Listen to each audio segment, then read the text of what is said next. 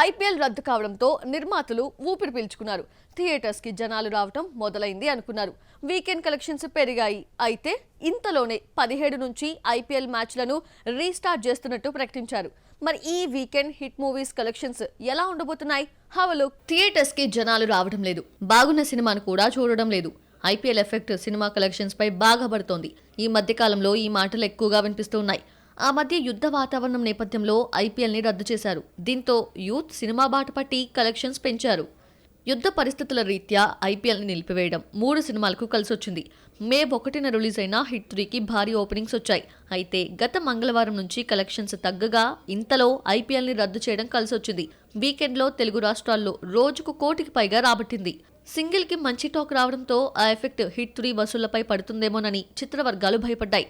అయితే ఐపీఎల్ రద్దు కావడంతో యూత్ సినిమా బాట పట్టి థియేటర్స్ ఫుల్ అయ్యాయి. ఐపీఎల్ రద్దుతో యూత్ మళ్లీ థియేటర్స్ కి రావడం గత శుక్రవారం రిలీజ్ అయిన సింగిల్, శుభం సినిమాలకు కలిసొచ్చింది. ఐపీఎల్ రద్దుతో #సింగిల్ అయితే 3 రోజుల్లో బ్రేక్ ఈవెన్ అయింది. సినిమాను 6.5 కోట్లకు అమ్మితే ఇప్పటి వరకు 12 కోట్లు వచ్చింది.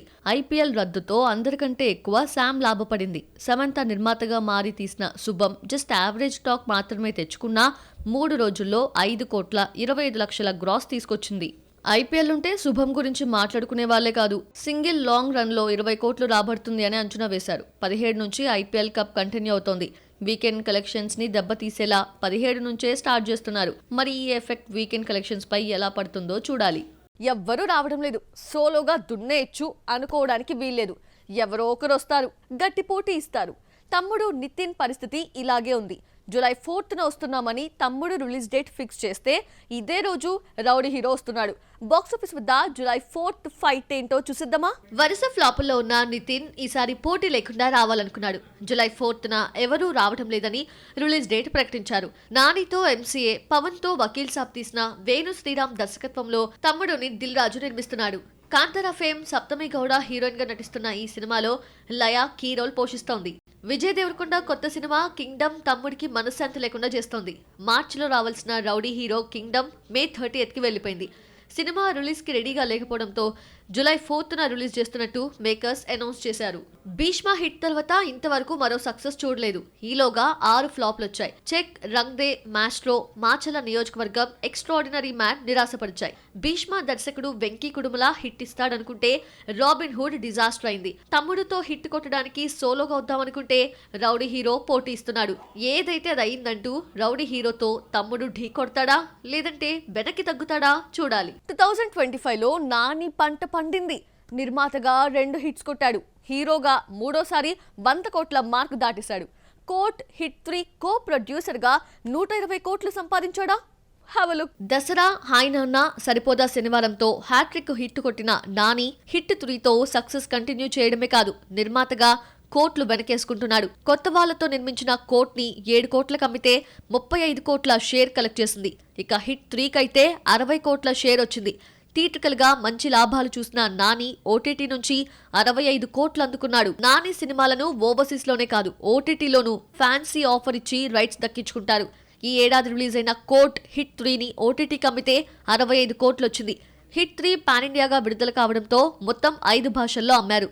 ఇలా 3 నెలలు తిరగకుండా కో ప్రొడ్యూసర్ గా 60 కోట్లు దక్కితే ఓటీటీ నుంచి 65 కోట్లు వచ్చింది. తక్కువ టైంలో ఈ యంగ్ హీరో 125 కోట్లు సంపాదించారట. హిట్ 3 తర్వాత నాని దసరా ఫేమ్ శ్రీకాంత్ ఓదెలా దర్శకత్వంలో ది పారడైజ్ మూవీ చేస్తున్నాడు. నాని నిర్మాత కాకపోవడంతో రెమ్యునరేషన్ కే పరిమితం కానున్నాడు. హిట్ ఫ్రాంచైజీలో 4వ కేసుని తమిళ హీరో కార్తీతో తీస్తున్నాడు. 2026లో ఈ 4th కేసు సెట్స్ పైకి రానుంది. కీర్తి సురేష్ కి సినిమా రిజల్ట్ తో సంబంధమే లేదు. తెలుగు, తమిళం, హిందీలో బొక్క హిట్టు లేకపోయినా అన్ని చోట్ల ఆఫర్స్ అందుకుంటోంది. డిసెంబర్లో పెళ్లి చేసుకున్న మహానటి 4 నెలలుగా కొత్త మూవీ ఓకే చేయలేదు.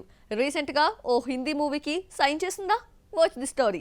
National best actress Keerthy Suresh Baby John తో హిందీలోకి ఎంట్రీ ఇచ్చింది. డెబ్యూ సినిమా డిజాస్టర్ అయినా ఈ అమ్మడికి క్రేజ్ ఏమాత్రం తగ్గలేదు. బాలీవుడ్ పిలిచి మరీ మరొక ఆఫర్ ఇచ్చింది.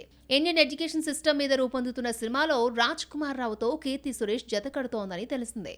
తెలుగులో ప్రస్తుతం ఒక్కటి చేయకపోయినా తమిళ్లో 2 సినిమాలు రివాల్వర్, రీటా, కన్నివేదిలో నటిస్తోంది కీర్తి.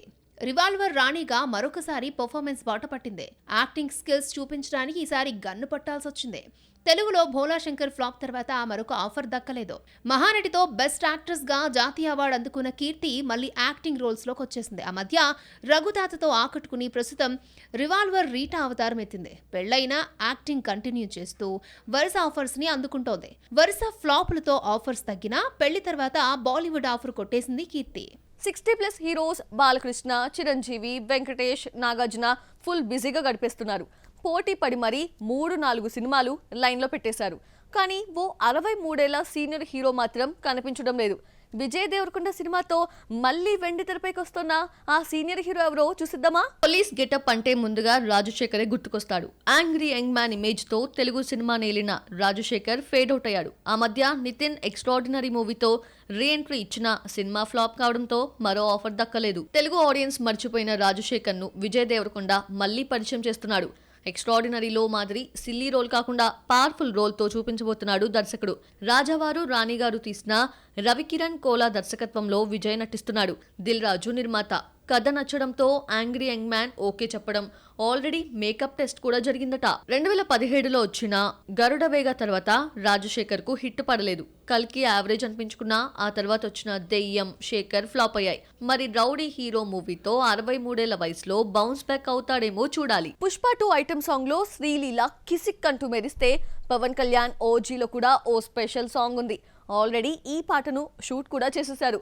ఓజీలో ఐటమ్ గర్ల్ గా మెరిసిన ఆ హీరోయిన్ ఎవరో చూసిద్దామా? పవన్ కళ్యాణ్ లేకపోయినా ఆ మధ్య ఓజీ షూటింగ్ స్టార్ట్ అయింది. బుధవారం జరిగిన షూట్ లో పవర్ స్టార్ పాల్గొన్నాడు. ఓజీ ఐటమ్ సాంగ్ లో నేహా శెట్టి మెరిసింది. సినిమాటోగ్రఫర్ రవి కే చంద్రన్ ఓజీకి సంబంధించి ఇచ్చిన అప్డేట్స్ లో ఐటమ్ సాంగ్ సంగతి బయటకొచ్చింది. తెలుగులో గ్లామర్ హీరోయిన్ అంటే ముందుగా గుర్తొచ్చే హీరోయిన్ నేహా శెట్టినే. డీజే టిల్లుతో పాపులర్ అయి యంగ్ హీరోస్ తో వరుస సినిమాలు చేసేస్తోంది. బోల్డ్ బ్యూటీగా ముద్ర పడడంతో అలాంటి రోల్సే వచ్చాయి. ఏదో ఒకటి వస్తోంది, కెరీర్ నడుస్తోంది అనుకుంటే అన్ని ఫ్లాప్లే. దీంతో ఈ లీన్ బ్యూటీపై ఐరన్ లెగ్ ముద్ర పడింది. టిల్లు స్క్వేర్ హిట్ అయినా ఇందులో నేహాది గెస్ట్ అపీరెన్సే కాబట్టి వర్కౌట్ కాలేదు. హిట్ క్రెడిట్ అంతా సిద్ధు జొన్నలగడ్డకే వెళ్లిపోయింది. ప్రెజెంట్ ఈ అమ్మడి చేతిలో ఒక్క సినిమా కూడా లేదు. ఎప్పుడూ ఏదో ఒక సినిమాతో బిజీగా ఉండే నేహా ఉన్నట్టుండి ఖాళీగా కూర్చోల్సిన సిచ్యువేషన్ వచ్చింది. అనుకోకుండా హై ఎక్స్పెక్టేషన్ మూవీ ఓజీలో ఐటమ్ సాంగ్ ఛాన్స్ కొట్టేసింది.